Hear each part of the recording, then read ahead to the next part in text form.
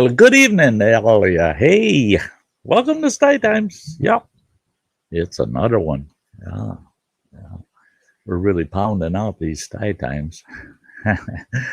uh, Tonight's topic, things that go bumping tonight. Yeah, yeah, yeah. Things that go bumping tonight. I have fun with that stuff. Yeah.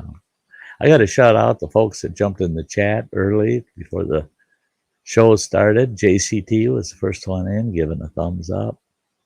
Thank you so much, JCT. Kathy Gahan, right there. Yep. Yeah. Can always count on Kathy. And David Jones. So good to see you. And Johnny Bravo. Yeah. And Kimberly Ferris. So good to see y'all. There's Anthony Bressler. Good to see you. There's Allie, my granddaughter. Awesome. Great to see you, girl. I hope you got moved okay. And there's Tim with Kirk Whipper Voyager Center. Awesome. Awesome. Great group out there in the chat. Yeah. Yeah. Yeah. My granddaughter, Allie, she moved. She's way ahead of her grandpa. Oh my gosh. I spent the last 3 days, I've been just tearing this place apart and trying to pack. And oh, what a nightmare. It's a stinking nightmare. I look at it and I say, you ain't even close to done, man. You ain't even close to done. And I've only got 12 days. 12 days and I'm out of here. So it's a chore. It's a chore. It's, you know, it's tough for anybody to do. Oh, and her first 2 days at work went okay. Yeah, she got a new job. That's good to hear. Adelie's making a big life change here. Yeah, that's cool. But yeah, I was really looking forward to getting close to the stage to start moving things out of here. Well, I'm hopeful that I'll be able to take one load of small items over Saturday and then a few more. I might be able to get 2 loads on Saturday. We'll see. And then another one on Sunday. There's everything spicy out there in the chat. It's great to see you, Phil. And there's Kayla Ferris. Awesome. Awesome. But tomorrow I ain't getting no packing, nothing done. I've got to put a starter in my truck. They said the starter will be there about 10 o'clock in the morning, so I'm going to be right there waiting for it to walk in the door. I'll grab that new starter and go put it in the truck. And I looked at every video out there to put a starter in this truck I've got because I've never replaced starter in this year and model of this particular truck. So I want to see, is there anything I'm going to run into that's going to be a problem? Well, it's a bummer. It's a bummer. Every video I watch, I mean, I watched videos done by top-notch mechanics, and they said for a mechanic, plan on an hour to an hour and a half to take it out and install the new one. Well, for me, I'm looking at 2.5, maybe even 3 hours if I take a coffee break. So it's going to eat up a good part of my day tomorrow. It's supposed to be cold too. It's supposed to be right at freezing, 32 degrees at the warmest part of the day. So it'll be colder than that when I start working on it. Yep.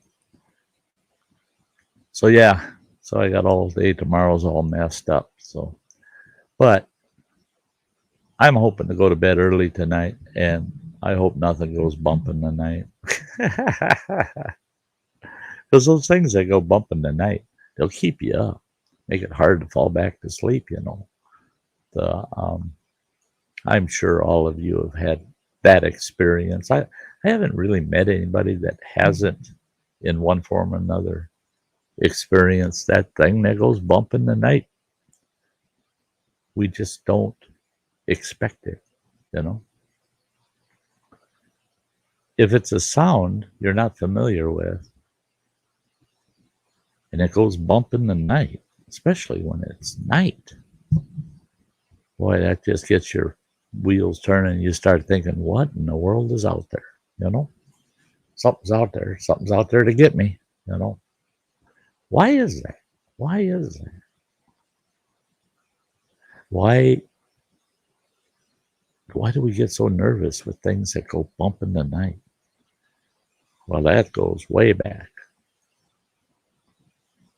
Goes way back.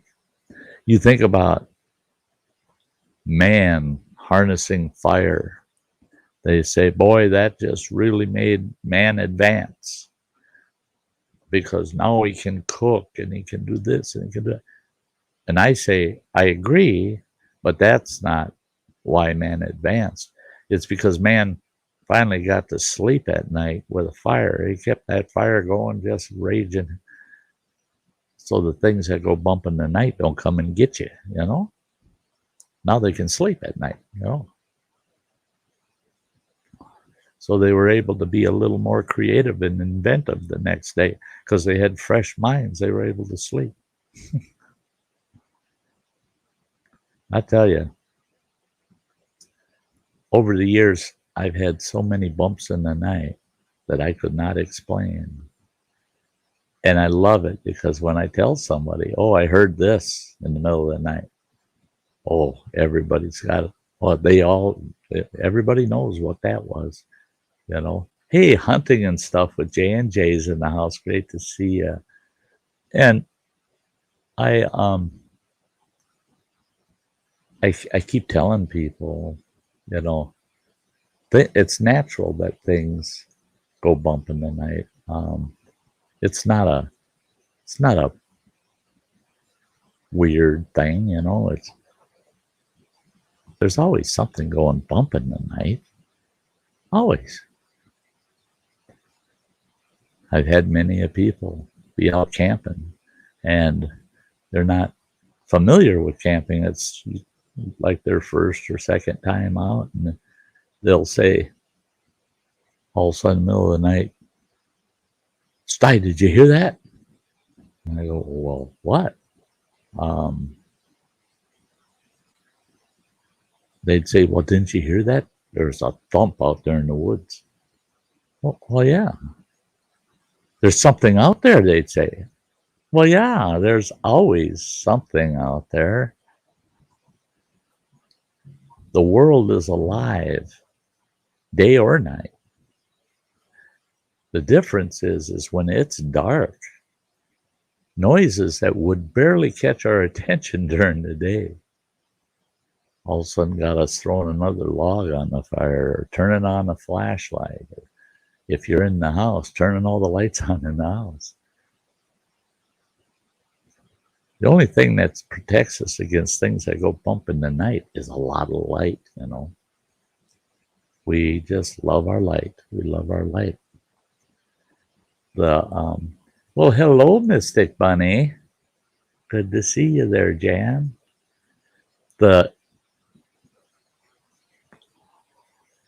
And I fully understand. I've had my times where I've heard things go bump in the night, and I just couldn't identify what that was. Well, it kind of makes you nervous, you know. What is it? What's going on out there? Hey, Timothy Parker, great to see you. And I've been in camp.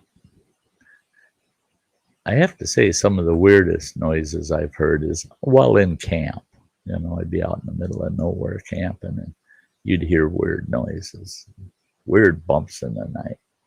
But then I've been in some old houses where the bumps in the night, you're not sleeping that night, you know. Some never have explained why that thump and bump in the night was. Never did explain it. But most of the time, with a little bit of thought and a little bit of investigation. Oh, that's what it was. Now you're not so worried. But if you can't figure out what that bump in the night was, don't count on a good night's sleep. No, no, no. Because then everything that creaks or snaps or bumps in the night, it's going to wake you right up. You're just nervous. You're nervous. Hey, there's something going on. Now, many a times I've heard thumping sounds out in the forest and had someone I'm camping with, and they're just insistent. That's Bigfoot. That's Bigfoot. That's Bigfoot. And I tell them, no, after all my years out in the woods, I know exactly what that is. And they go, no, it's Bigfoot. You can tell. No, I can tell that it's not Bigfoot. It's a bear that's breaking up or rolling logs looking for grubs in the middle of the night. It's kind of a unique sound, and you wouldn't picture a bear making that sound, but that's what it is. Mystic Bunny just got done finishing up her last Christmas order of all of her stained glass. That's, yeah, wow. Well, it's hard to believe. Yeah, we're only 10 days away from Christmas, aren't we? 10 days away from Sty doing an 8-hour live stream on Christmas Day. Wow. Hope you all can stop in and say hi during that 8 hours. I don't expect anybody to stay the whole 8. Except me. You know, I'll be here. That's how I spend my Christmas Day. I wish I could have gotten moved about a week earlier, because I would have done Christmas Day at the new house. So. But anyway, back to bumping the night, bumping the night. Now, I've heard bumps in the night where I couldn't explain them, where it sounded like somebody had a log, a piece of wood, a big branch or something, and they're beating it on a tree. Never figured that one out. And I go exploring. And the day after I hear bumps in the night out in the woods, I go exploring where I thought I heard it, you know. I go exploring, see if there's anything kind of out of sorts, you know, and haven't been able to figure out what's making that noise. I don't like it when I can't identify something in the middle of the night. Now, I did learn, the first time I heard it was up in Boundary Waters canoe area. Oh, I have to say hello to Computer Chick Productions. Hi, Computer Chick. And there's Adventures in the Heartland. John, it's good to see you. Yeah, Allie got her Christmas cards out today. That's pretty cool.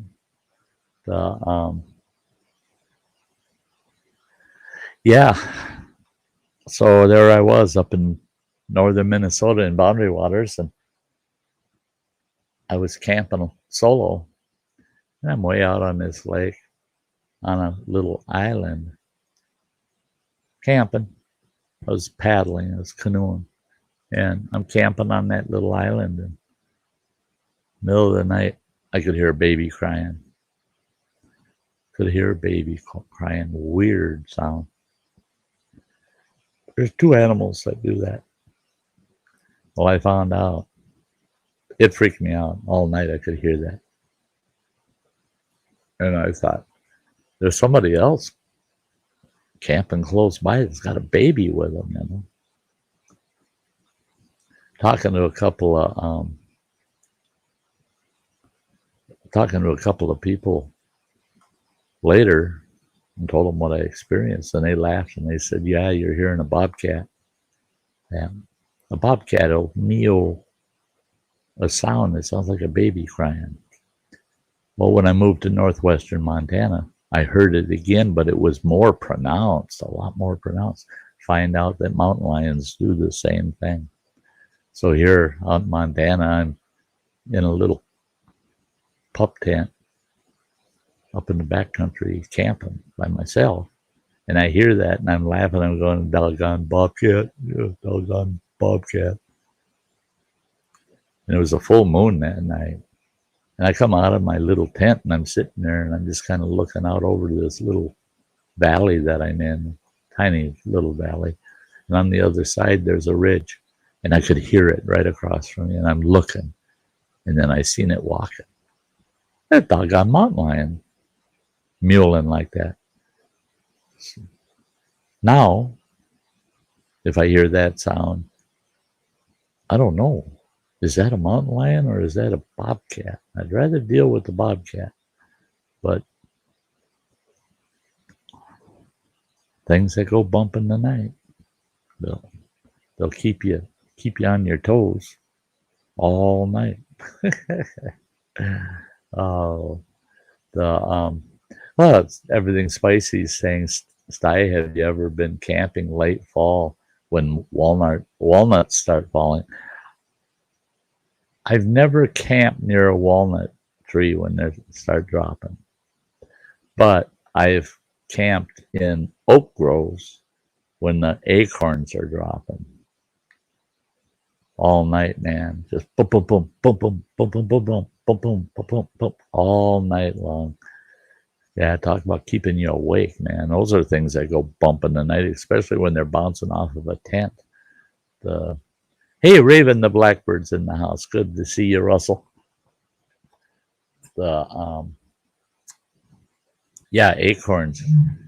People that have never experienced that, and they camp, and they go, oh, nice place to camp. And they set up their camp, and they're going, boy, there's a lot of acorns all over the place. And later that night, they're getting bombarded by acorns, and doggone squirrels will come out, and they start knocking them out of the trees all over the place.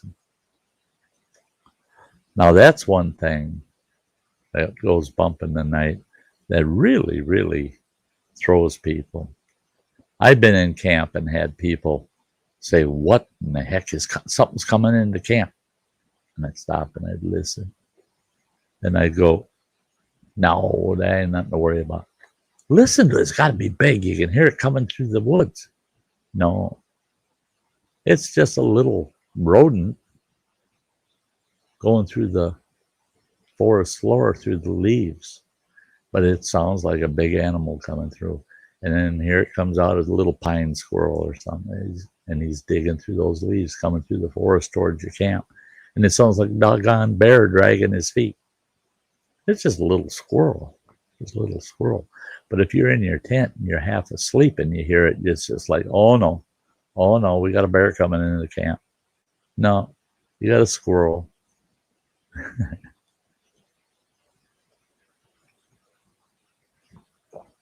But when things go bump in the night in certain places, they really get you just, boy, the hair stands up on your arms and you're just like, whoa. Old graveyards. I used to love going to old graveyards. They're so interesting, man. They are so interesting. You go in and look at the headstones and you can tell when there was an epidemic of some kind. You'll see all these grave markers. They all died all within 6 months of each other. There'll be 50, 60 of them. That little town had a big epidemic. It's pretty interesting. Hey, Goth Chick, great to see you. But you go to those old graveyards and the sun starts to set. And all of a sudden you start hearing sounds, man. Sounds like somebody walking through the graveyard or walking in the woods along the edge of the graveyard. You'll hear thumps and bumps, and you can't really identify what it is. That'll freak you out, man. You go home and all night your mind's going 1,000 miles a minute about what the heck was making those noises in that graveyard, Yeah. Gets the blood pumping. Gets the blood pumping. Now old houses. Oh man, there's a lot of things that'll go bump in the night in an old house. Oh, we had this old. We lived in a couple of old Victorian homes, very old. The one was built in the late 1850s. The other was built in like 1901. Big Victorian homes. Both of them houses had things that went bump in the night. I managed to explain a few of them. But them places, when things went bump in one of them places, they're so big, the house is so vast, so huge. Man, you end up going through that whole dang house because you hear that. You'll hear a bump, bump, bump. Oh no, there's somebody in the house. So what do? You get up and you start snooping around, turn the hallway light on, and you're going room by room, turning all the lights on. Before you know it, you got that whole house lit up. So you can see in every little dark corner. Nothing. Oh, shut all the lights off, go back to bed. You no more than get comfortable. Start dozing off, and there it is again. Thump, thump, thump, thump. All right. I missed something. There's somebody in the doggone house. And you're up again. And you're searching the house. You don't find nothing. Turn all the lights back on again. Neighbors are seeing your lights go on and off all damn night. And they're thinking, he's crazy. He's nuts over there. Oh, no, you're not at my house hearing the bumps in the night, you know. You got to look. Hey, King Bluto just came in the house.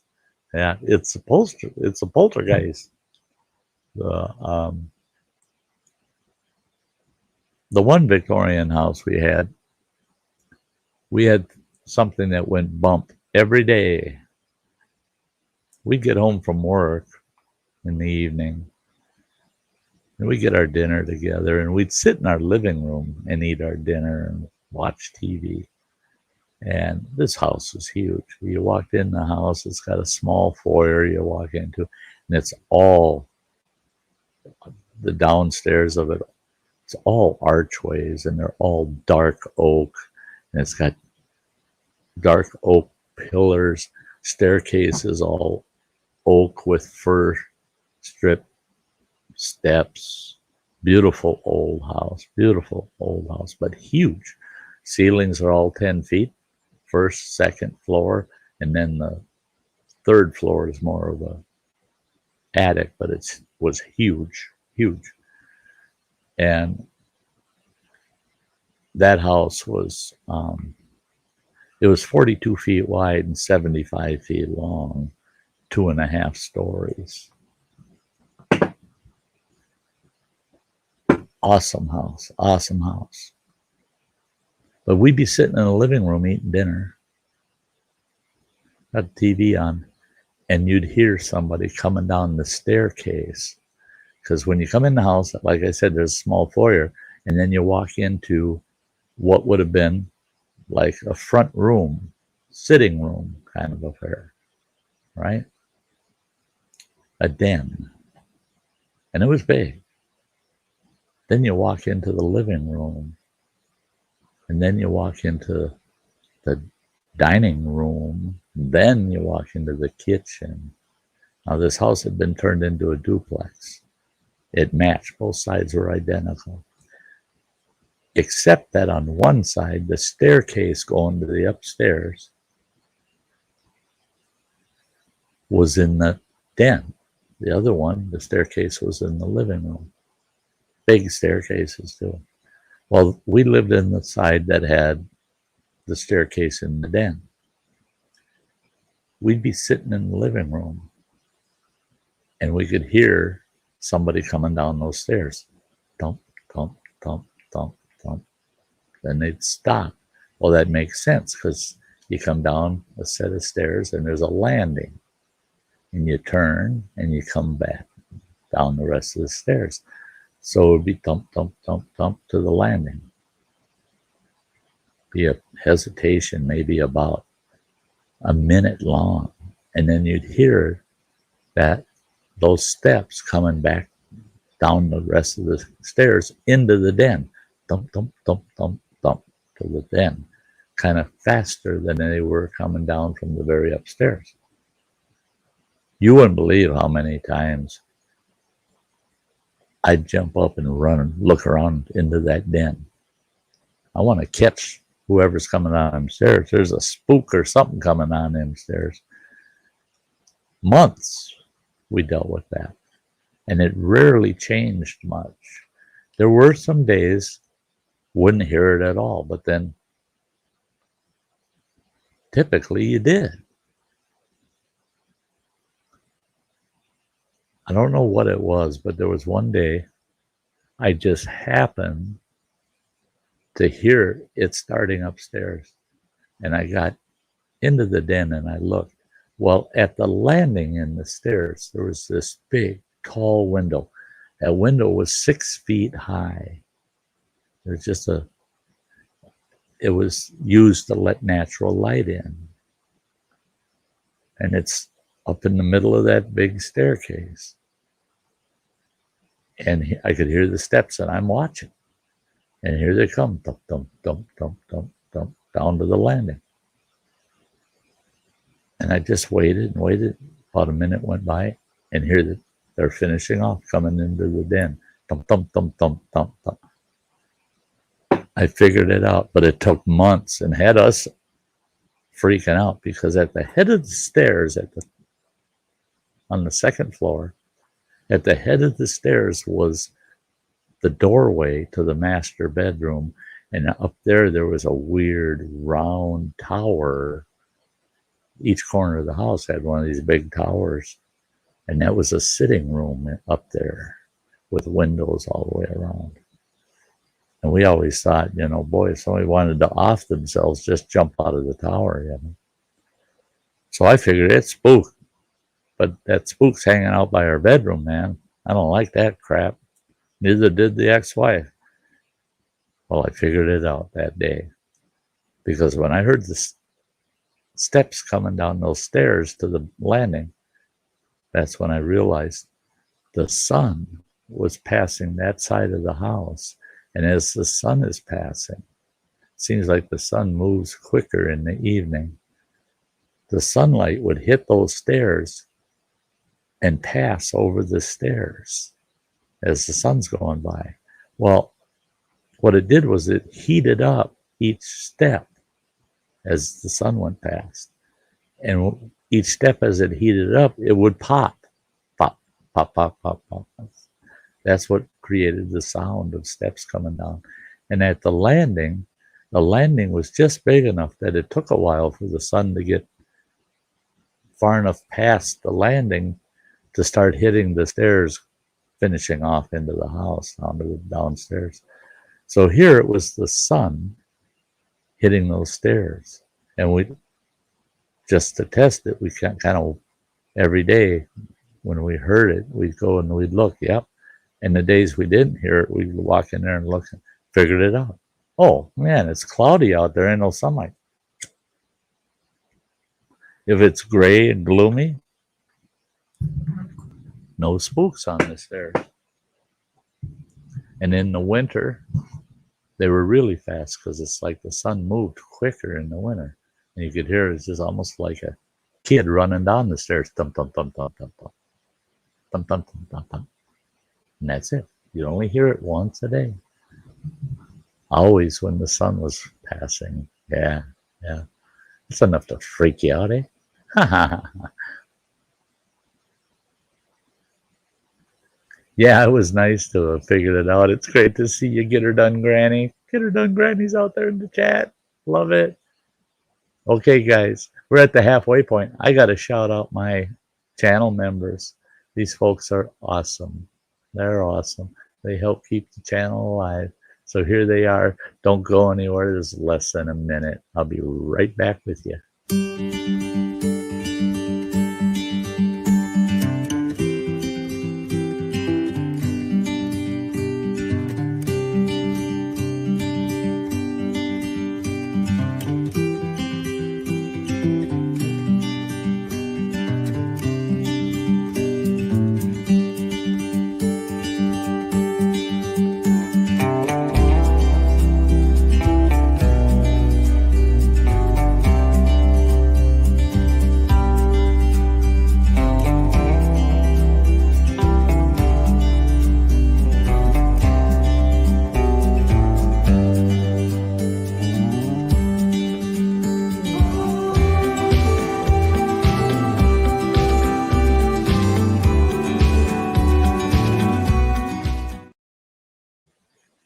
Has some great folks. Great folks. Hey, this other Victorian house we had a big hot tub in the yard, in the backyard. Great big bugger, boy. It was a nice one, too. You could put 12 people in that thing. It was so big. And it was heated. Kept it full of water year round. Well, to heat that thing, they had this heater in the basement of the house. A big old Victorian house. You go in the basement, it's all big stone walls. Look like a doggone castle dungeon, you know. But it was so nice. I mean, that house was sweet. But it was like the other one, ancient, old bugger of a house. And huge, just huge.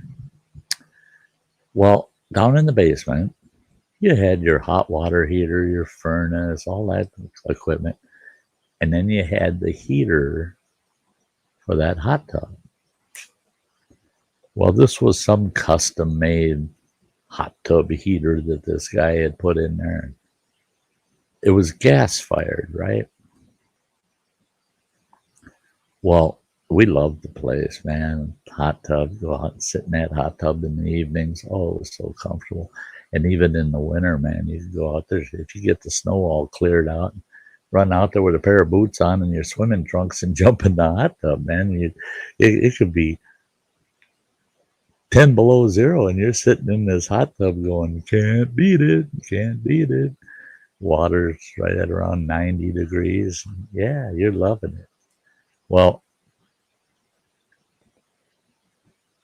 it didn't take long. We figured it out. In the summer, it's very rare that the heater would ever kick on. Very rare. But getting towards fall, we'd be in that house, be sitting in the living room there, and that had a huge ass living room. Thing was huge, and that was all 10-foot ceilings in that place. And the living room had the biggest ceiling fan I ever seen in a stinking house. It was 8.5 feet from blade to blade. It was huge. Great big, huge ceiling fan in that living room. And we'd have the TV going, have that fan going up there because it circulates the air through the house so nice. And all of a sudden, you're just sitting there watching TV, and all of a sudden the house, and you can feel it, it goes boom. It's like, what the heck was that? Go around, check the house out, look in the kitchen. I'd go down in the basement, look, and everything looks good down there. Go back up, be sitting there in the living room. In about 45 minutes go by, boom. The whole damn house would just shake, and it's like it's getting lifted off the dang foundation. Back in the basement, it's got to be something down there. And I looked and I looked, I could not figure out what in the heck would be causing that. It was scaring the hell out of both of us. When it started doing that first night, we're all the way upstairs in this house in the master bedroom on a big king-size bed, big box spring, big ass pillow mattress on it, and all of a sudden, boom, and we can feel it. It actually shakes the bed. It's like, whatever that is, man, it feels like it's going to knock the house down. I'd run all the way down to the basement again, 3 floors down. Look around, nothing. Check everything all around. Then I started checking outdoors. Maybe it's something outside. Maybe it's the neighbor doing something, or is there something in the garage doing that? I just could not figure it out.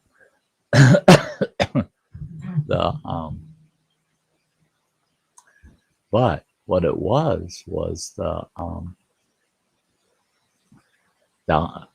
way I finally got it squared away was to what I did was I decided I'm going to sit down in the basement and wait for it to do it again, right? Well, I took a comfortable chair down there and set it up and took something to read, and I'm down there reading the book. And I figured it's happening almost every hour on the hour. And I'm sitting in the middle of the basement. I'm kind of facing the washer, the dryer, the hot water heater, the furnace, and the hot tub heater. And all of a sudden, there it is. Whoop! And I just happened to be looking the right place at the right time. It was that hot tub heater igniting the burner that heated these coils that pumped that heated water through that hot tub and back to those coils. It was the burner on that thing igniting. I didn't see any flames come out of the thing or nothing, but once that happened I figured it out, man. I walked over and I set the chair closer and I'm just watching that thing for about 45 minutes to an hour, and it did it again. Boom! But it's vibrating the whole house. So I called in a plumbing and heating guy the next day and said, here's what I got going on. What's the scoop here? He took a look at it and he said, whoa, yeah. Here, the mice had created a nest in the exhaust of this heater unit, and it wasn't getting enough airflow, so the gas would build up before it would ignite. But then once it would ignite, there was just enough that it could exhaust. He cleaned that stinking mouse nest out of there, and when it would ignite, you could just barely hear it. It would just, a little bit of a woof. No more shaking the house or not. The things that go bump in the night, that was scaring the bejesus out of us for many nights. That, what in the heck? Something's ready to blow up. We just couldn't figure it out. It was just something that was going bump in the night, scaring the devil out of us. That same house, it had beautiful stained glass windows in several of the rooms, where it's a double hung window, and the bottom half was just the old original leaded glass. It's interesting, that old original leaded glass. You look at it and it looks fluid. It's like it's got fluid lines in it. It's not just crisp clear. It's clear. You can see out of it just fine, but you can just see it looks like it's liquid. And the top half of the double hung would be a stained glass design. And all of those big double hung oak framed windows in that house were that way. Well, in the middle of the summer, we just wanted fresh air to circulate through the upstairs of that house. We had air conditioner in the bedroom, but our master bedroom, but the other 3 bedrooms upstairs, we'd just have the windows open. They had screens, storm windows on the outside screens. And we'd have the double hung open. And the first time we heard that bump in the night, we both flew out of bed. It's the end of the world. Well, those big double hung windows, it's huge oak windows. They had counterweights on them. Each window had 2 cables that went down through the stud walls with big lead weights on them. And that's so you could open that big old window and it'd stay up. Well, they didn't always stay up. We found that out. Even with the weights, what would happen is it would start to cool off at night, late at night, and those windows would slowly start sliding back down. The weight of the window was just enough. It slowly starts sliding back down. Next morning, you'd realize the windows are only open about 5-6 inches instead of a full 2 feet, you know. And every once in a while, one would completely close, and it would gain some speed, and you'd be laying in bed, and all of a sudden you'd hear this, like a door slamming, boom, and it's those big leaded glass and stained glass windows closing themselves in the middle of the night. That had us freaking out. We were wondering who's closing the damn windows, because you go and you'd open the window and it'd stay up just fine, and you pull on it, you go, it's staying up there, but oh no, overnight that fucker's coming down. Yeah, that was a bump in the night that really had us thinking.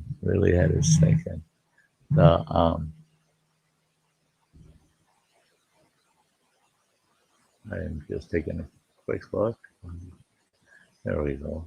Yeah, I was wondering if the chat was still working. Yeah, I see hunting and stuff with J&J. Just put one up there. That's good. On the StreamYard side, the chat's a little bit behind. Hey, Bottom Shelf Bourbon. Hello. It's good to see you. Good to see you. But you think about things that go bump in the night, you know. My ex-wife and I, we had a bad habit in our younger days. Well, I still have that bad habit. I'm a little more cautious on trespassing, but if we saw an abandoned house, oh man, we were going in it, man. We parked and go explore. And we had been in a couple that really freaked you out. We went to this one farmhouse. It's a big 2.5-story kind of Victorian looking house.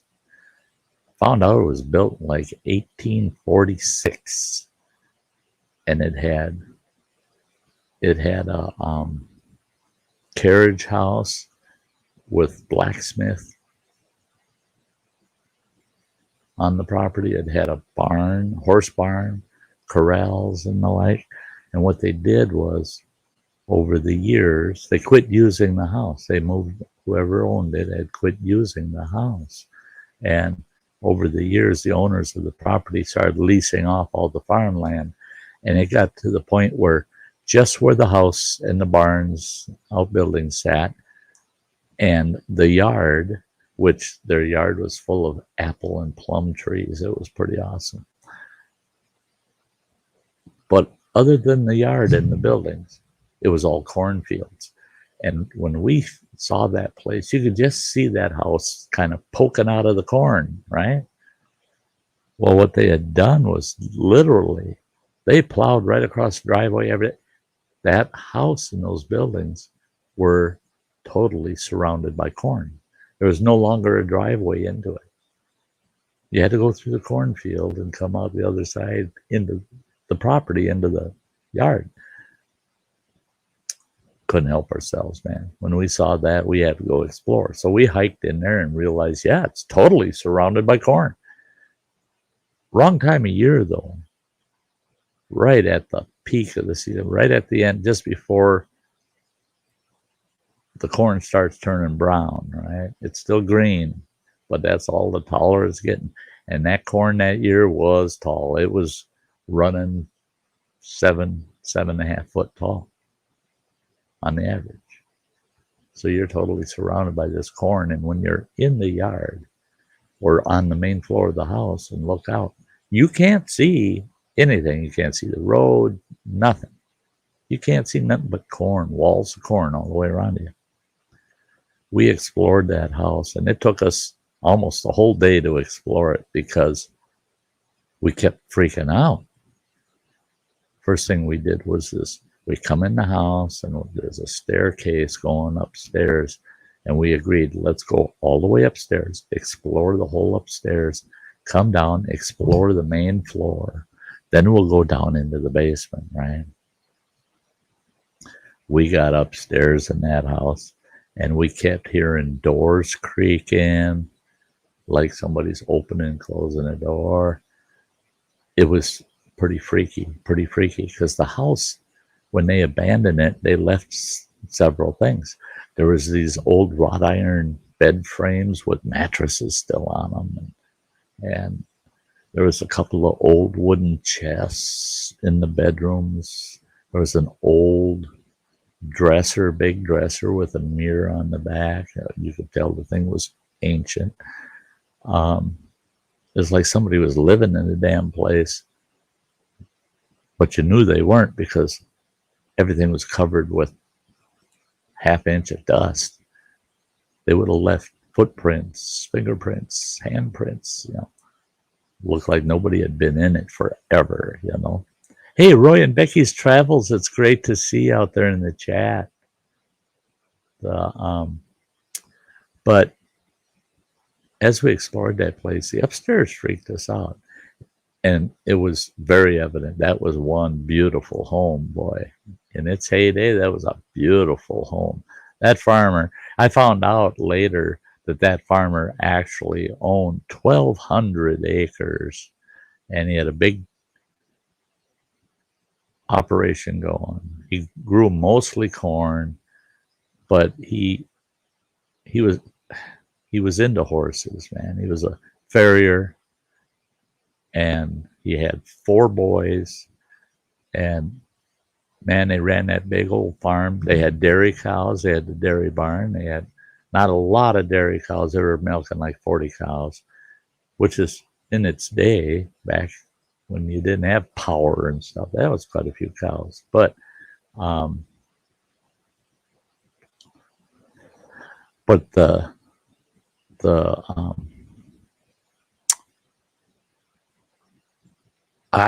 carriage house with the blacksmithing shop and the farrier shop were in excellent condition, but everything was still there. The forge was still there. Everything was still there.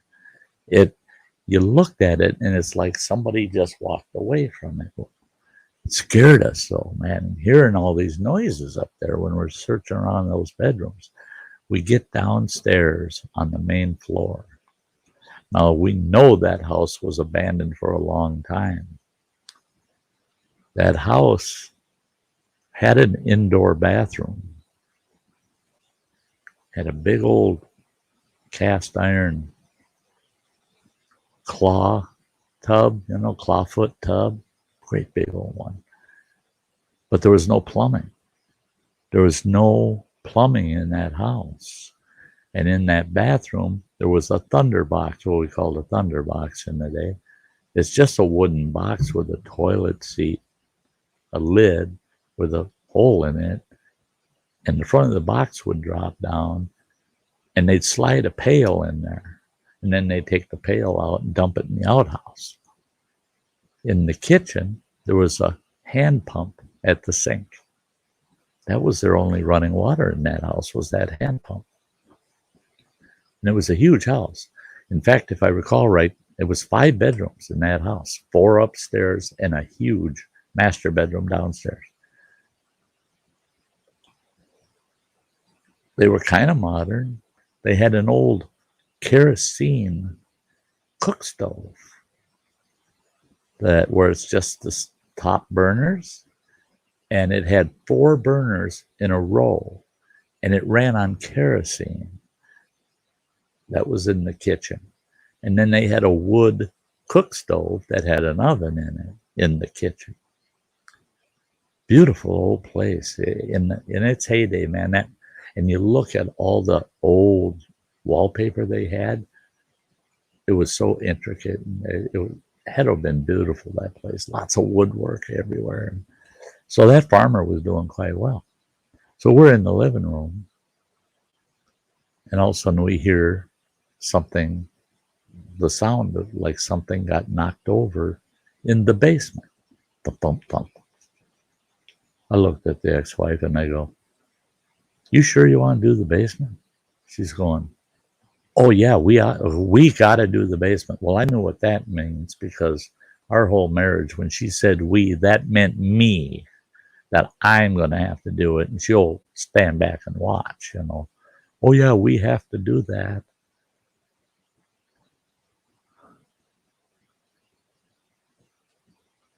We found the basement, opened the door, looked down them old wood stairs going down into that deep old basement. Both of us had flashlights. I turned my flashlight on and I go, okay, I'm going to head down there. You better follow. She said, oh, we'll see.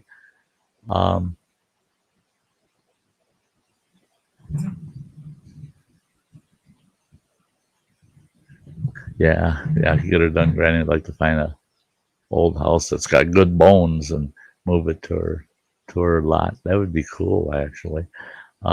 There's me, Dibble. Me, Dibble, cooking on a wood stove. Yeah, that's all we had out in Montana for almost 2 years to cook with is a big Sears Charm built I believe it was 1868, that one. Huge cast iron wood cook stove. Made the best breads and oh my God, the best food come off of that wood cook stove. We got it so mastered. I loved that thing. It was worth the work putting up the wood for that wood cook stove. Anyway, back to the topic. So I'm heading down those stairs in the basement. And way in the bed. Now, this is a big house. It's about 75 feet long and probably about a good 35 feet maybe wide. Big house. I get to the base of the stairs. Now, that basement is pitch black, right? I didn't realize it till I started exploring, but I could tell by the sound. That basement was the full size of that house. Way on the other end of the basement, I heard clunk, clunk, clunk. Something getting knocked over. I spun around. I'm going to head back up them damn stairs, expecting to tell the wife, get out, get back up. Oh, hell no. I turn around, and there she is all the way at the top of the stairs. She's going, what was that? What do you mean, what was that? You're supposed to be down here with me. I said, I don't think so. I don't think we should be snooping around down there. She said, well, I'll come down. I said, well, that's good. Then I know that 2 of us will get killed down there. We don't know what's down here. So down the stairs she comes. Hey, TM, it's great to see you. So we get down there and start looking around with the flashlight. Now that basement, man, that was a gold mine for a scavenger because there was one spot, a great big oak table, and that whole table was stacked about 4 deep with quart-sized ball canning jars, all ancient, old, the green tinted ones. And there was another table just a little ways from it. And that table had 6 of the big St. Croix crock sauerkraut deals. You know, the big round pottery. They got the wooden lids on them. There's 6 of them on that table. I found out later those things were selling for about anywhere from $500 to $700 a piece. So, me Dibble saying raccoons or rats in the basement, yeah. As we worked our way down that basement, got down towards the end where we were hearing clunking. Well, way on the end, there's all these wooden crates, and they're fruit crates. And they were using them, obviously, because of all the apple trees and plum trees they had out there. They're using those crates when they're out there picking, right? And they were all stacked up in that basement. And you could see where some were knocked over. And I stopped the wife and I said, hey, whatever's down here now is knocking those things over. Look at them. Look at the ones knocked over there. That's the sound we were hearing. And then all of a sudden here comes a stack about maybe 8 or 10 high, comes tipping over, and I hit it with my flashlight. And sitting on top of the stack next to that is a big old fat raccoon So me devil's right.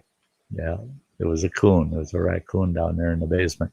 One of the basement windows was busted out, and that raccoon was coming and going out of that basement there, and climbing around on those things and knocking them over. Sure had us scared, though. Sure had us scared. We found old bicycles down there that were from turn of the century. I mean, early 1900s. All kinds of things. We found a baby stroller down there that was, the basket of it was wicker. It was made out of wicker. Lots of weird things in that house. The one thing that I remember that made the things that went bump in the night in that place a little eerier was one thing they had in there was a wicker casket. Okay. Now, back in the early 1900s, the morticians would come out to get the body, and they'd put the body in these wicker caskets, and they'd haul them back to the morgue. And then they transfer them from that into a regular coffin. But they used the wicker ones for transporting bodies. Well, when I dug into it and found a little history, one of the boys on the farm was also the local mortician, and in the neighboring town, he had a funeral home. Hence the wicker casket in his basement.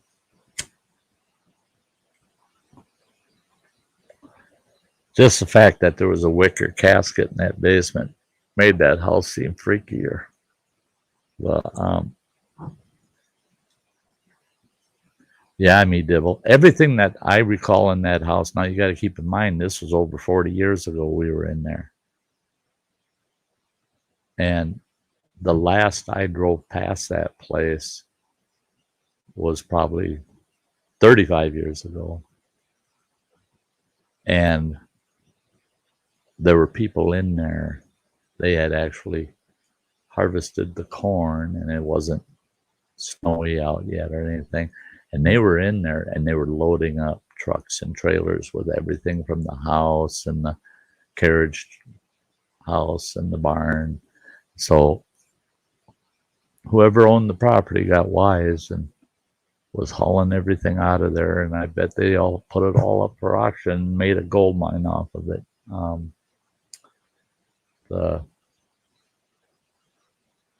Yeah, get her done, Granny. I think we scared that raccoon.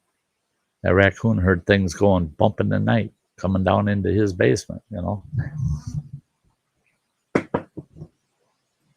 But that's the thing, is it's natural for us. And I have heard a lot of people say, oh, stuff like that don't scare me. There's an explanation for everything. But sometimes even the explanation is a little scary, man.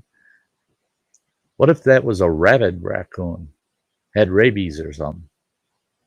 I mean, yeah, there's an explanation. Oh, it's just a raccoon. You get down there and he's foaming at the mouth and he's all nasty and he's going to attack you.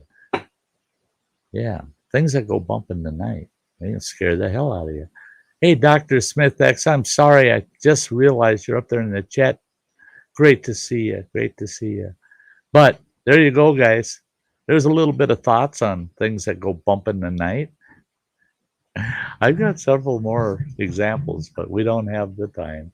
It's that time in the show that we got to wrap it up. And I hope you enjoyed the topic. It was fun talking about things that go bump in the night. And my next show, well, tomorrow night is around the campfire, 7 p.m. Central Time. Couple hour stream. We'll just hang out and chat. And then Friday is my next Sty Times. And we got a good subject for Friday. Yeah, this one I think will interest a few folk. And I hope to see y'all there.